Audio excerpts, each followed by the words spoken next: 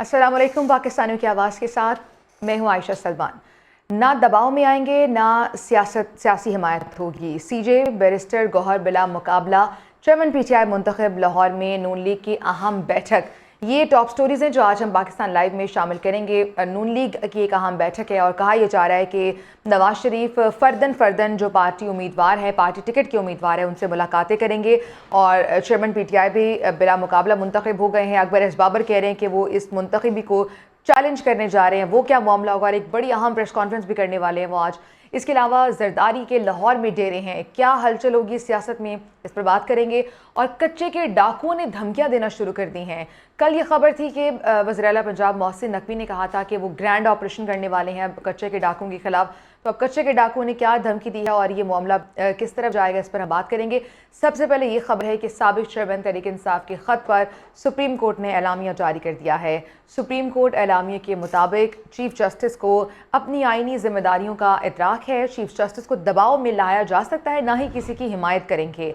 Chief justice अल्लाह के फजल और अपने हलफ के मुताबिक फ़राइज़ की अंजामदही करते रहेंगे, ये कहा गया। इसके अलावा 1 दिसंबर को 7 दफ़ात की दरख्वास्त मौसूल हुई। एलामिया में ये भी कहा गया दस्तावेज़ तैयार करने वाले वकील का नाम और राब्ते की तफसीलात नहीं दी गई। लिफाफे के मुताबिक दस्तावेज़ात इंतज़ार हुसैन पंचोता ने कोरियर की थी। दस्तावेज़ात बज़ाहिर एक सियासी जमात की जानिब से भेजी गई हैं। उस जमात की अच्छी नुमाइंदगी वकला करते हैं। गुज़श्ता दिनों सुप्रीम कोर्ट में इस जमात के वकला फौजी अदालतों और इंतखाबात केस को तकमील तक ले गए। ये अमर हैरान कुन है कि सर्वमोहर लिफाफा मौसूल होने से पहले ही दस्तावेज़ात किस तरह मीडिया को जारी किया गया। तो ये मामला एलामी में ये सारी बातें कही गई हैं। चीफ जस्टिस को दबाव में लाया जा सकता है, ना ही वो किसी की हिमायत करेंगे। ये एलामिया सामने आया है जिसमें बहुत अहम बातें की गई हैं। 1 दिसंबर को 7 सफ़ात की एक दरख्वास्त मौसूल हुई है। दस्तावेज़ात तैयार करने वाले वकील का नाम और राब्ते की तफसीलात नहीं दी गई। लिफाफे के मुताबिक दस्तावेज़ात इंतज़ार हुसैन पंचोता ने दी हैं। शबिया नकवी हमारे साथ मौजूद हैं, उनसे मज़ीद डिटेल जानते हैं। शबिया नकवी, ये प्रेस रिलीज़ जो जारी की गई है, एक तो कितनी अहमियत की हामिल है और इसमें कौन कौन से अहम बातें की गई हैं? जी बिल्कुल, सुप्रीम कोर्ट में जो है वो एक दरख्वास्त दायर की गई थी जिसमें कहा यह जा रहा था कि चेयरमैन पीटीआई की जानिब से और उसमें चीफ जस्टिस से जो है इंतखाबात में लेवल प्लेइंग फील्ड की का भी कहा गया था और इसके साथ ये भी कहा गया था कि पीटीआई से जो रिलेटेड लोग हैं उनको इंतकाम का निशाना बनाया जा रहा है। ताहम आज जो सुप्रीम कोर्ट की जानिब से उस दरख्वास्त पे जो एलामिया जारी किया गया उसमें ये कहा गया है कि ये 77 सफ़ात पर मुश्तमिल एक दरख्वास्त आई थी और इसमें ना तो वकील का नाम बताया गया था और ना ही जो राब्ते की तफसीलात हैं वो भी बताई गई थी। ताहम जो लिफाफा था उस पर इंतजार हुसैन पंचोता का कोरियर नाम था और इसके साथ उन्होंने ये भी कहा कि ये दस्तावेज़ात जो हैं वो बज़ाहिर एक सियासी जमात की जानिब से भेजी गई हैं और इस जमात की जो वकला बड़ी अच्छी नुमाइंदगी करते हैं। पिछले दिनों जो है फौजी अदालतों और उसके अलावा इंतखाबात केस के हवाले से भी वकला ने इसको तकमील तक वो ले गए थे। ताहम इस हैरत का इजहार इस इलामे में किया गया है कि दरख्वास्त मौसूल होने से पहले ही जो मीडिया तक दरख्वास्त कैसे पहुंच गई। इसके साथ ये भी बताया गया है कि काजी फाइज ईसा जो है वो अपनी आईनी जिम्मेदारियां पूरी करेंगे। वो किसी भी दबाव में आए बगैर या किसी की हिमायत किए बगैर भी अपने हलफ के मुताबिक जो उनकी जिम्मेदारियां हैं वो उनको पूरा करेंगे। जी शबिया नकवी, थोड़ा बैकग्राउंड बताएगा। ये जो 1 दिसंबर को एक दरख्वास्त जो दी जाती है सुप्रीम कोर्ट में, इंतजार हुसैन पंचोता की जानिब से ये दरख्वास्त दी गई थी, इस दरख्वास्त में एग्जैक्टली क्या कहा गया था? जो इंतजार हुसैन पंचोता की जानिब से दरख्वास्त दी गई थी 1 दिसंबर को, उसमें ये कहा गया था कि ये चेयरमैन पीटीआई की जानिब से कि जो इंतखाबात है उसमें चीफ जस्टिस जो है लेवल प्लेइंग फील्ड जो में अपना किरदार अदा करें। इसके साथ उन्होंने ये भी कहा था कि जो पाकिस्तान तहरीक इंसाफ से रिलेटेड लोग हैं उनको इंतकाम का निशाना बनाया जा रहा है और जो बुनियादी इंसानी हकूक हैं वो भी मुतासिर हो रहे हैं। जो एक सियासी जमात है जिसकी तशहीर की जा रही है और उसको सियासी इंतकाम का निशाना बनाया जा रहा है, तो चीफ जस्टिस जो है वो अपनी आईनी जिम्मेदारियां पूरी करें और उस इंतखाबी फील्ड जो है इंतखाबात में जो सियासी जमात है उसको भी मौका दिया जाए। ताहम उस पर हमने यही देखा था कि किसी भेजने वाले का नाम दर्ज नहीं था, लेकिन बताया ही गया था कि ये चेयरमैन पीटीआई की जानिब से दरखास्त दी गई और आज इसी हवाले से जो सुप्रीम कोर्ट है उसमें एलामिया भी जारी किया कि टोटल ये 84 सफ़ात पर मुश्तमिल ये दरखास्त थी, लेकिन इसमें ना तो वकील का नाम था और ना ही कोई राब्ते की तफसीलात दर्ज थी कि किस पे से राब्ता किया जाएगा। जी ठीक है शबिया नकवी, आप हमें तफसीलन अपडेट करनी थी, आपका बहुत शुक्रिया। इसी तमाम तर मामले पर बात करने के लिए हमारे साथ माहिर कानून भी मौजूद हैं, हाफिज़ एहसान अहमद साहब, बहुत शुक्रिया हाफिज़ साहब आपके वक्त के लिए। हाफिज़ साहब, पहले एक दरख्वास्त दी जाती है, पहले तो ये बताइएगा कि माजी में कोई मिसाल मिलती है कि ऐसे किसी सियासी जमात ने ऐसे डायरेक्ट सुप्रीम कोर्ट में कोई दरख्वास्त दी हो और रिक्वेस्ट की हो? बिस्मिल्लाहिर्रहमानिर्रहीम, आपका बहुत शुक्रिया। चीफ जस्टिस ऑफ पाकिस्तान को लेटर्स तो लिखते हैं, लेकिन ज़्यादा जो लेटर्स लिखे जाते हैं वो इंडिविजुअल्स लिखते हैं या वो अशखास लिखते हैं जो मुल्क से बाहर हैं, और वो चूँकि पाकिस्तान के अंदर आ नहीं सकते तो एक प्रोसेस होता है जिसको वो इन्वोक करते हैं। लेकिन आज तक इस तरह हुआ नहीं है कि आपने इतनी बहुत सारी चीज़ें जो अपने लेटर्स के अंदर लिखी हों और वो सिर्फ आपने उस लेटर को एड्रेस किया हो, उसका एक प्रॉपर तरीकाकार जो है वो कॉन्स्टिट्यूशन के अंदर जिक्र है। अगर आप चाहते हैं कि हाई कोर्ट उसको एंटरटेन करे तो आर्टिकल 199 ऑफ द कॉन्स्टिट्यूशन मौजूद है, और अगर आप समझते हैं कि सुप्रीम कोर्ट ऑफ पाकिस्तान को जो इन्फोर्समेंट ऑफ फंडामेंटल राइट्स है और पब्लिक एट लार्ज का इशू है, जो दो चीज़ें बड़ी इंपॉर्टेंट है आर्टिकल 184(3) ऑफ द कॉन्स्टिट्यूशन की, अगर उसके अंदर आना चाहते हैं तो फिर आर्टिकल 184(3) उसके अंदर आएगा। तो चूंकि सुप्रीम कोर्ट ऑफ पाकिस्तान बड़ा इस मामले के अंदर जो है पिछले कुछ माह से इसमें आई हुई है कि 184(3) की जुरिसडिक्शन नंबर 1 ये है कि चीफ जस्टिस ऑफ पाकिस्तान का अकेले का प्रेरोगेटिव नहीं है, ये अब कमेटी है, और कमेटी जो है वो 1+2 जजेस है। और दूसरा उसके अंदर जो इम्पोर्टेंट चीज आती है कि वो कमेटी जब फैसला कर लेती है तो अगर उसके अंदर इंटरप्रिटेशन ऑफ द लॉ या कॉन्स्टिट्यूशन आता है तो फिर 3 मेंबर्स बेंच नहीं होता, उसके लिए 5 मेंबर्स बेंच जो है वो चाहिए। तो अगर इस तरह की सारी चीजें थी तो मुनासिब यही था कि 184(3) में जाने से पहले आर्टिकल 199 को इन्वोक किया जाता, और अगर 199 की इन्वोक की जुरिसडिक्शन के अंदर वो चीजें रिक्वायर्ड जो आप प्रेयर कर रहे ना हो तो फिर आपको सुप्रीम कोर्ट ऑफ पाकिस्तान के अंदर जाना चाहिए, क्योंकि सुप्रीम कोर्ट ऑफ पाकिस्तान की बड़ी लिमिटेड सी जुरिसडिक्शन है और वो इन्फोर्समेंट ऑफ फंडामेंटल राइट्स है जो किसी सेगमेंट ऑफ सोसाइटी के या सोसाइटी के ऐसे लोग हैं कि जो वाकई जिनको डिजर्व किया जाता है कि supreme court of Pakistan take up करे। क्योंकि पिछले कई साल से 184(3) की जुरिसडिक्शन जो थी उसको पॉलिटिकल क्वेश्चंस के लिए भी इस्तेमाल किया गया, लोग पिटीशन फाइल करते थे, उसको प्राइम मिनिस्टर्स की डिस्क्वालिफिकेशंस के लिए भी इस्तेमाल किया गया। तो जो मौजूदा चीफ जस्टिस ऑफ पाकिस्तान, लेकिन हाफिज साहब वो चीफ जस्टिस भी और थे, अब चीफ जस्टिस जो अब चीफ जस्टिस हैं उनका तरीका जो उनका काम करने का तरीका है वो बिल्कुल डिफरेंट है। तो जिस जमात ने ये क्या सोचकर दरख्वास्त दी होगी कि शायद उन्हें होगा कि अदालतें अब भी वही पुरानी वाली अदालतें हैं जिस तरह पहले रिलीफ मिल जाया करता था बहुत आसानी के साथ? नहीं, मैं ये समझता ये हूँ कि बजाय लेटर डालने के अगर इसको प्रॉपर एक आप पिटीशन के अंदर लेके आया जाता और वो पिटीशन 184(3) के अंदर जाती और वो पहले एक रजिस्ट्रार ऑफिस है वो ऑब्जेक्शन करता है कि क्या आपकी वो इन्फोर्समेंट ऑफ फंडामेंटल राइट्स जो है वो है या नहीं है, या दूसरा ये है कि पब्लिक एट लार्ज का इशू है या नहीं है। क्योंकि इस वक्त इस लेटर्स के अंदर एक पॉलिटिकल पार्टी जो है वो अपने ग्रीवेंसेस को लेके चल रही है, ये शायद पूरे पाकिस्तान के लोगों का ग्रीवेंस नहीं है जो 184(3) की जो फंडामेंटल रिक्वायरमेंट्स है। तो इसी वजह से मेरा ख्याल है एक ये चीज आई है। दूसरा उस चीज के अंदर आई है कि इसके लिए जो प्रॉपर फोरम है वो इलेक्शन कमीशन ऑफ पाकिस्तान भी है, वहां पे भी जाके इस चीज को कर सकते हैं, हाई कोर्ट इसके अंदर है। और तीसरा जो लेकिन हाफिज साहब उस पार्टी को किसी इदारे पर एतबार भी तो नहीं है, जिस पार्टी ने दिया उस पार्टी को किसी इदारे पर एतबार नहीं है।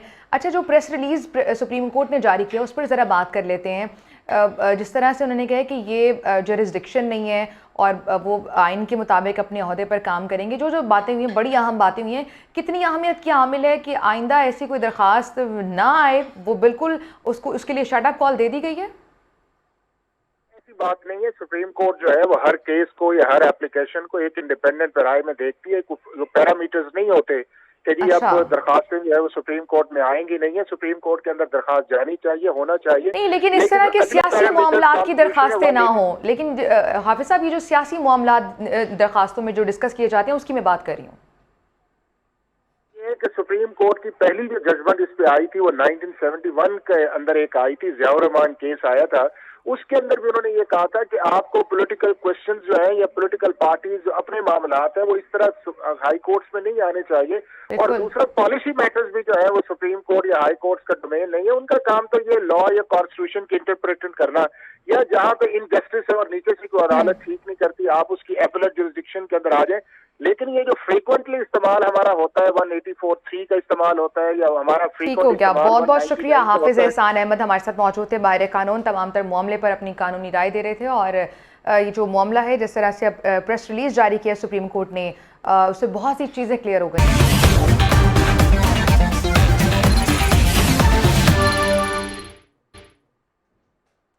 पेशावर में तहरीक इंसाफ के इंट्रा पार्टी इंतखाबात बैरिस्टर गौहर बिला मुकाबला चेयरमैन PTI मुंतखब हो गए हैं। उमर अयूब जनरल सेक्रेटरी होंगे।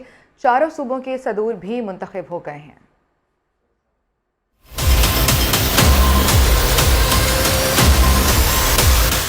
पेशावर में तहरीक इंसाफ के इंट्रा पार्टी इंतखाबात बैरिस्टर गौहर खान बिला मुकाबला चेयरमैन PTI मुंतखब हो गए। बैरिस्टर गौहर के मुकाबले में कोई भी उम्मीदवार सामने नहीं आया। खान साहब का जो नजरिया पहले से वाज़े है वही चलेगा, वो कल भी वही नजरिया था, आज भी वही नजरिया है और इसके मुताबिक हम चलेंगे।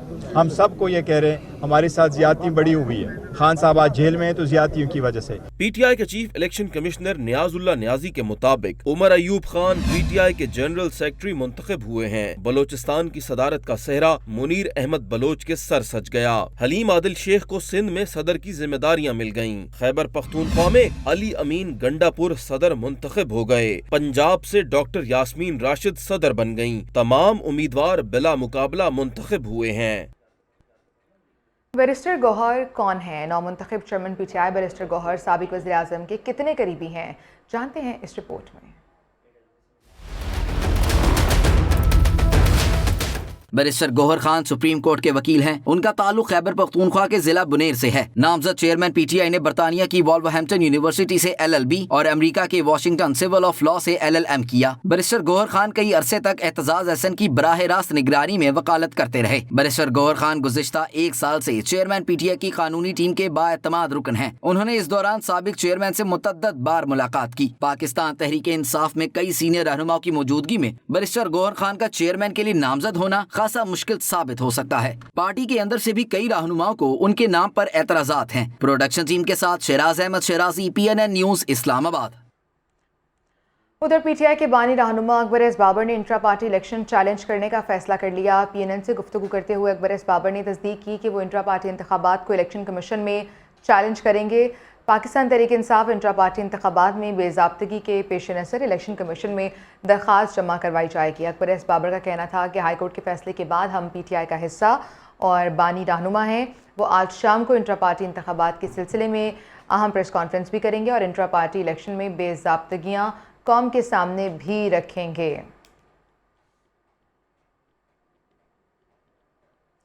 अहमद बिलाल महबूब हमारे साथ मौजूद हैं सदर पिलडॉट। बहुत शुक्रिया आपके वक्त के लिए अहमद साहब। अभी एक नया पंडोरा बॉक्स खुल गया है और अब अकबर एस बाबर कह रहे हैं कि वो उन्होंने क्लेम कर दिया कि अब वो पार्टी के चेयरमैन वो हैं क्योंकि बानी रहनुमा वो हैं और अब एक नया पंडोरा बॉक्स खुल रहा है। अब क्या कहेंगे इस पर कि मामला अब किस करवट बैठ सकते हैं, उन किस करवट बैठेगा? जी बहुत शुक्रिया। मेरे ख्याल में ये इंतखाबात जो करवाए हैं PTI ने, अगरचे बड़े मुश्किल हालात में करवाए हैं क्योंकि उनके बहुत से रहनुमा जो इम्पोर्टेंट ऑफिशियल्स थे वो गिरफ्तार थे और कुछ रुपोश थे, तो इंतखाब कराना तो आसान काम नहीं था। लेकिन इसके बावजूद मेरे ख्याल में जो 20 दिन का वक्फा दिया गया था, मोहलत दी गई थी, उसमें इससे बेहतर इंतखाबात हो सकते थे। ये जो इंतखाबात कराए हैं इसमें सबसे बड़ा प्रॉब्लम यह है कि बिल्कुल ट्रांसपेरेंसी नहीं थी इसमें कि इंतखाब के कवानीन क्या है, उम्मीदवारों को कब अपने कागजात नामजदगी जमा कराने थे, कितने दिन थे। अब एक दिन इलेक्शन का ऐलान हुआ है, अगले दिन सुबह 11 बजे इलेक्शन हो भी गए, बिला मुकाबला मुंतखब भी हो गए सब, तो इससे कुछ शक पैदा होता है और मुझे डर यह है कि ये आपका ख्याल सही होगा कि इसके ऊपर इलेक्शन कमीशन में और फिर शायद अदालतों में भी ये मामला चलेगा। ये शायद मुतनाज़े हो जाएंगे इंतखाबात मुतनाज़े हो जाएंगे। तो अभी कुछ देर पहले मरियम औरंगज़ेब भी प्रेस कॉन्फ्रेंस करके गई हैं और उन्होंने तनकीद की है और कहा है कि ये इंतखाबात नई सिलेक्शन थी जो एक बार फिर से हुई है। तो क्या कहेंगे इस पर? अब आपको लग रहा है कि बल्ले का निशान ना मिलने के लिए सब कुछ किया जा रहा है ताकि PTI के लिए जो इंतखाबात हैं उसमें मज़ीद प्रॉब्लम्स क्रिएट हो सकें? अब इंसाफ का तकाजा ये है कि बाकी जमातों के अंदर भी जो इंतखाबात होते हैं, सिवाय 1-2 को छोड़ के, वो कम बेश इसी तरह के इंतखाबात होते हैं। लेकिन उसमें फिर भी कुछ थोड़ी सी ट्रांसपेरेंसी होती है। नेशनल काउंसिल का इजलास, सामने लोग बैठे हुए नजर होते हैं, वहाँ पे वोटिंग होती है, एक उम्मीदवार होता है, दूसरा उसको अपोज करता है, फिर वो अपना नाम वापस ले लेता है। तो एक थोड़ा सा कुछ ट्रांसपेरेंसी होती है, इसमें वो भी नहीं थी। तो बात तो ठीक है, ये चूंकि अब इंतखाबात के ऊपर इतनी बारीक बीनी से इलेक्शन कमीशन ने उसका जायजा लिया था पिछले इंतखाबात का और उन्हें कालतन करार दिया था, तो इन लोगों को थोड़ी सी एहतियात करनी चाहिए थी इस दफा इलेक्शन करवाने में, और वो करवा लेते, क्योंकि जिसको भी इमरान खान साहब की हमायत होती वो इलेक्शन जीत जाते। लेकिन थोड़ा सा एक कोई तरीकेकार फॉलो करने का, लेकिन शायद डर भी था ना कि पार्टी के अंदर से ही आवाजें उठ रही हैं। जी हाँ, पार्टी के अंदर से उठ रही है। अकबर बाबर साहब के बारे में तो वो कहते हैं वो मेंबर ही नहीं है, लेकिन इलेक्शन कमीशन ने तो उनको डिक्लेयर किया था कि वो मेंबर है। तो अब ये मामले फिर अदालतों में ही जाएंगे मोस्ट लाइकली। सही, बहुत बहुत शुक्रिया। अहमद बिलाल महबूब सदर पिलडॉट हमारे साथ मौजूद थे और बता रहे हैं कि ये मामला एक बार फिर ऐसा लग रहा है कि अदालतों में जाएगा या इलेक्शन कमीशन के पास ये मामला जा सकता है।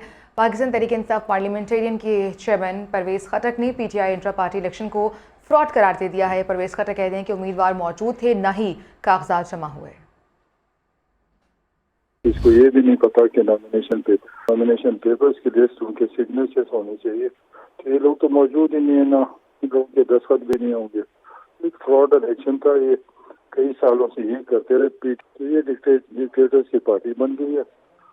एक आदमी जो फैसला करता है वही भी फैसला होगा, और जो वहाँ पर पार्टी में लोग हैं उनकी हैसियत टकेगी नहीं रही। तो ऐसी पार्टियां अगर इस तरह ही चलती रही तो मुल्क का वैसे ही बेड़ा गर्क हो चुका है, पार्टी का भी बेड़ा गर्क हो चुका है। उधर पीपल्स पार्टी के रहनुमा फैसल करीम कुंडी कहते हैं कि मफरूज शख्स इलेक्शन जीतकर पार्टी का सूबाई सदर बन गया है। बैरिस्टर गौहर की सूरत में पीटीआई को पीपी के जाले से ही गुजारा करना पड़ा। 2018 में जिन लोगों के लिए आरटीएस सिस्टम बिठाया गया, जिन लोगों को बैसाखियों से लाया गया, आज उन्होंने अपनी रिवायात को बरकरार रखा। पार्टी में जिन्होंने इलेक्शन लड़ना था उनको वोटिंग का लिंक ही नहीं भेजा गया। जिस पार्टी के अंदरूनी इंतखाबात में धांधली हो वो आगे क्या करेंगे, वो मीडिया से बातचीत कर रहे थे।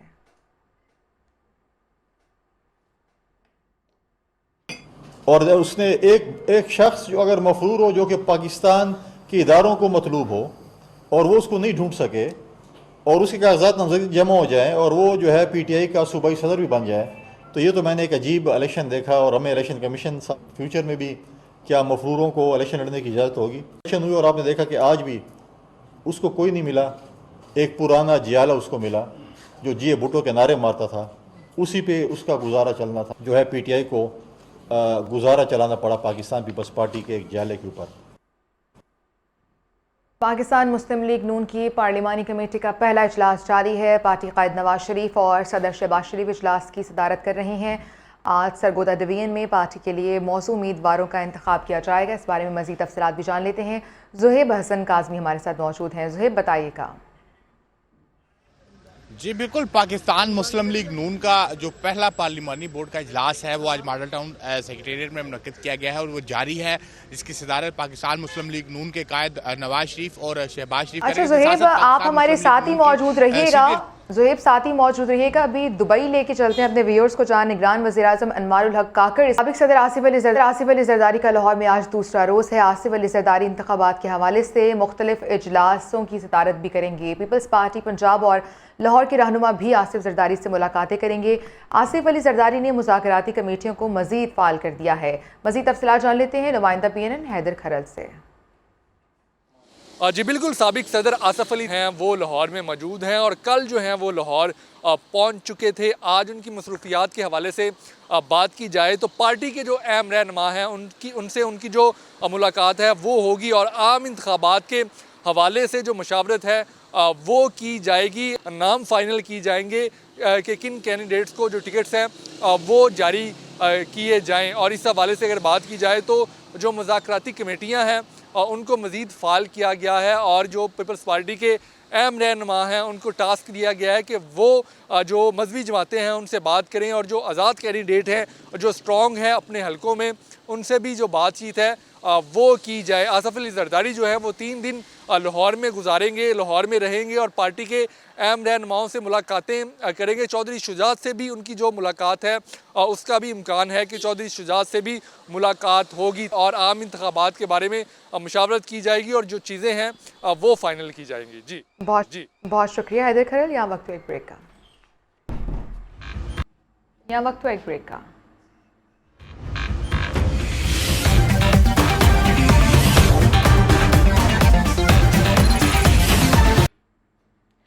साबिक चेयरमैन तहरीक इंसाफ के खत पर सुप्रीम कोर्ट ने एलामिया जारी कर दिया है। सुप्रीम कोर्ट एलामिया के मुताबिक चीफ जस्टिस को अपनी आईनी जिम्मेदारियों का इदराक है। चीफ जस्टिस को दबाव में लाया जा सकता है, न ही वो किसी की हिमायत करेंगे। चीफ जस्टिस अल्लाह के फजल और अपने हलफ के मुताबिक फ़राइज़ की अंजामदही करते रहेंगे। सुप्रीम कोर्ट ने एलामिया जारी किया है। उस एलामिया में ये कहा गया है कि 1 दिसंबर को 7 सफ़ात की दरख्वास्त मौसूल हुई। दस्तावेज़ात तैयार करने वाले वकील का नाम और राब्ते की तफसीलात नहीं दी गई। लिफाफे के मुताबिक दस्तावेज़ात इंतज़ार हुसैन पंचोथा ने कोरियर की थी। दस्तावेज़ात बज़ाहिर एक सियासी जमात की जानिब से भेजी गई हैं। उस जमात की अच्छी नुमाइंदगी वकला करते रहे हैं। गुज़श्ता दिनों सुप्रीम कोर्ट में इस जमात के वकला फ़ौजी अदालतों और इंतखाबात केस को तकमील तक ले गए। ये अमर हैरान कुन है कि सरबमोहर लिफाफा मौसूल होने से पहले ही दस्तावेज़ किस तरह मीडिया को जारी की गई।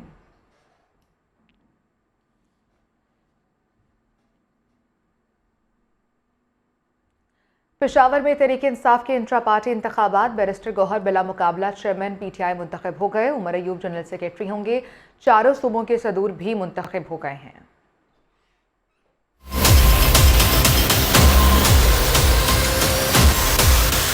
पेशावर में तहरीक इंसाफ के इंट्रा पार्टी इंतखाबात बैरिस्टर गोहर खान बिला मुकाबला चेयरमैन PTI मुंतखब हो गए। बैरिस्टर गोहर के मुकाबले में कोई भी उम्मीदवार सामने नहीं आया। खान साहब का जो नजरिया पहले से वाज़े है वही नजरिया चलेगा। वो कल भी वही नजरिया था, आज भी वही नजरिया है और इसके मुताबिक हम चलेंगे।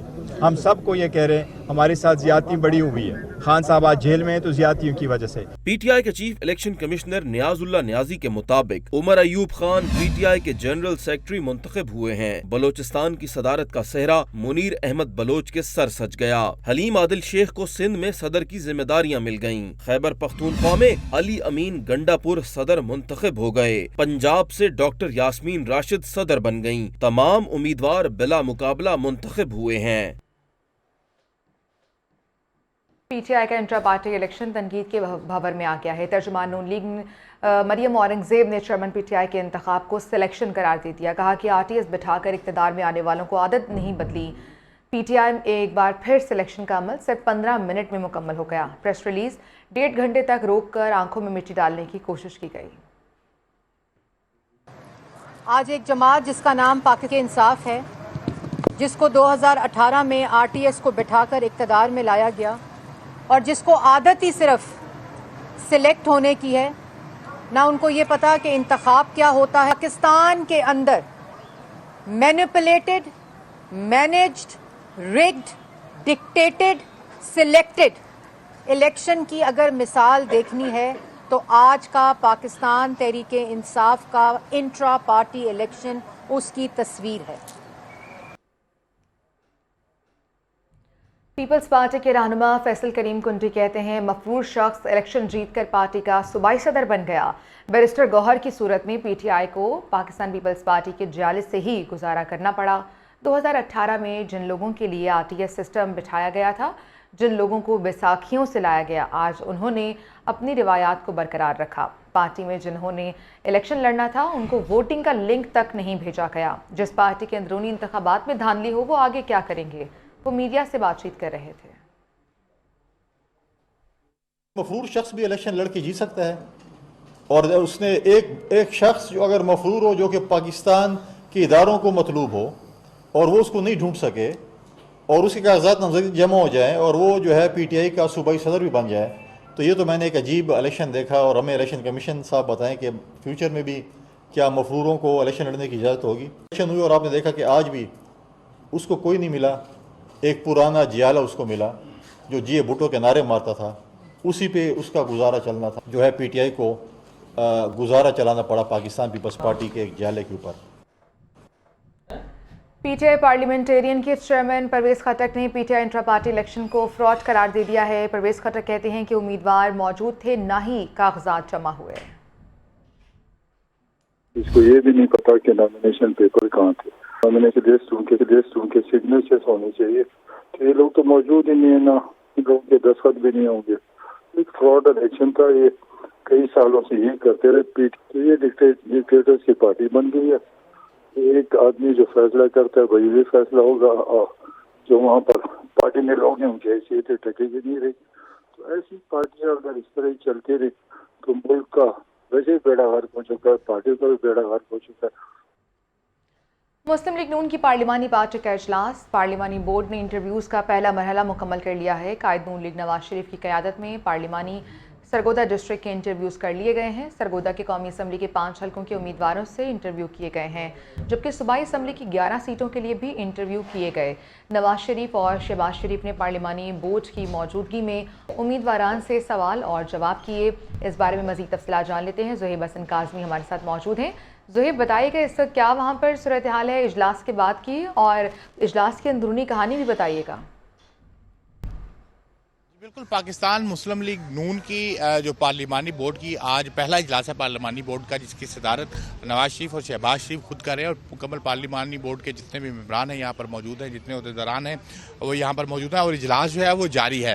ताहम पहला मरहला जो इजलास का है वो ख़त्म हुआ है, जिसमें सरगोदा डिस्ट्रिक्ट सरगोदा के जो उम्मीदवार थे उनके इंटरव्यूज़ किए गए। आज मजमूई तौर पर तकरीबन जो है 105 जो शार्ट लिस्ट किए गए कौमी असम्बली और सूबाई असम्बली के उम्मीदवारान थे उनके इंटरव्यू किए जाएंगे, जिनमें से एक डिस्ट्रिक्ट जो है सरगोदा, उसके इंटरव्यूज़ जो है वो मुकम्मल कर लिए गए। सरगोदा डिस्ट्रिक्ट की 5 नेशनल असम्बली की कौमी असम्बली की नशिस्तें हैं, जबकि सूबाई असम्बली की 11 नशिस्तें जिसके इंटरव्यू जो है वो मुकम्मल किए गए हैं। उसके बाद अब खुशाब के जो उम्मीदवार है खुशाब डिस्ट्रिक्ट के उसकी इंटरव्यूज़ जो है वो जारी हैं।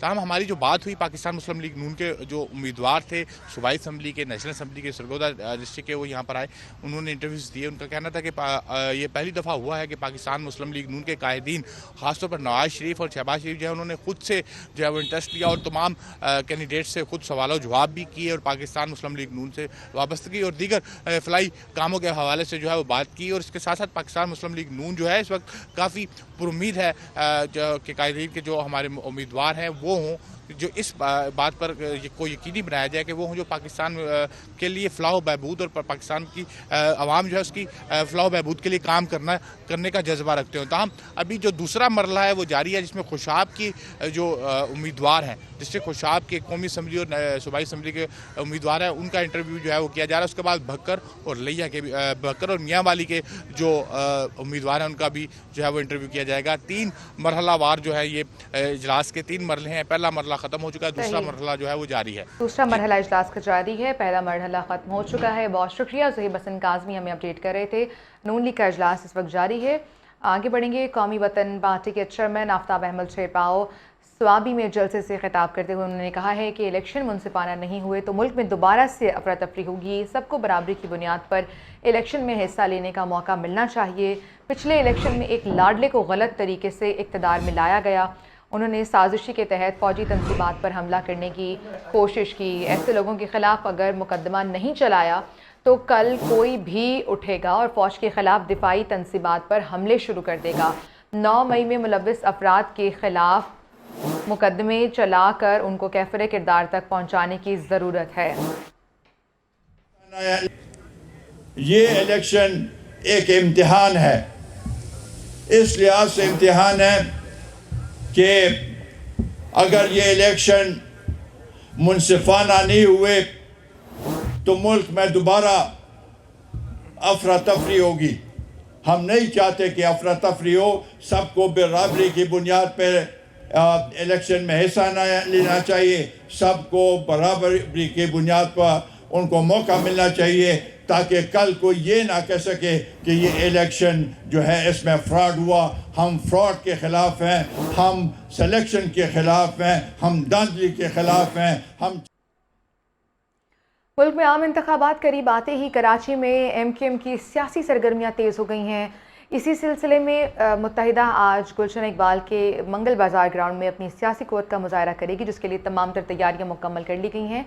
इसी पर बात कर लेते हैं। जलसागाह में मौजूद हैं हमारे नुमाइंदे नजीब नाइश। नजीब, बताइएगा मुत्तहिदा कौमी मूवमेंट का आज यहाँ जलसा होने वाला है, कहाँ तक पहुँची हैं तैयारियाँ? जी बिल्कुल, एमक्यूएम पाकिस्तान की जानिब से कराची के इलाके गुलशन इकबाल में आज एक बड़ा जलसा मुनक्किद करने के हवाले से तैयारियों का सिलसिला जारी है और स्टेज जो है वो तैयार तकरीबन कर दिया गया है। 9 फुट ऊंचा और 60 फुट चौड़ा जो है वो स्टेज है और पंडाल सजाने के हवाले से तैयारियां इस वक्त जारी हैं। आज शाम ये जलसा मुनक्किद किया जाएगा। आसपास जो इमारतें हैं वहाँ पार्टी के परचम जो है वो लगाए गए हैं और जो मुख्तलिफ करीबी एरियाज़ हैं वहाँ एमक्यूएम की जानिब से कारकुनों की जानिब से एक गहमा गहमी देखी जा रही है। आज के जलसे में खालिद मकबूल सिद्दीकी, मुस्तफ़ा कमाल समेत दीगर रहनुमा जो है वो खिताब करेंगे और एमक्यूएम के रहनुमाओं की जानिब से कहा गया है कि आज के जलसे में बड़ी तादाद में जो है लोग शरीक होंगे और ये जलसा इस बात का अंदिया है कि जो लोग हैं वो एमक्यूएम से जुड़ रहे हैं और वो इलेक्शन में एमक्यूएम की हिमायत में वोट देंगे। देखना ये होगा कि इलेक्शन के क्या नताइज होते हैं, लेकिन फिलवक्त एमक्यूएम की जानिब से मुसलसल जो एक जलसों का सिलसिला जारी है, उसी सिलसिले में आज गुलशन इकबाल में एक बड़ा जलसा मुनक्किद किया जाएगा। जी ठीक। वफाकी हुकूमत ने दूध, गाय और बकरे के गोश्त की कीमत मुकर्रर करने का हुकूमती इख्तियार ख़त्म करने का फैसला किया है। वफाकी वजारत बराए ग़िज़ाई तहफ़्फ़ुज़ ने तीनों अशिया की कीमत मुकर्रर करने का इख्तियार किसानों और पैदावार करने वालों को देने की पॉलिसी तैयार भी कर ली है। इस हवाले से मज़ीद तफ़सीलात बताएंगे हमारे नुमाइंदे गौहर अली।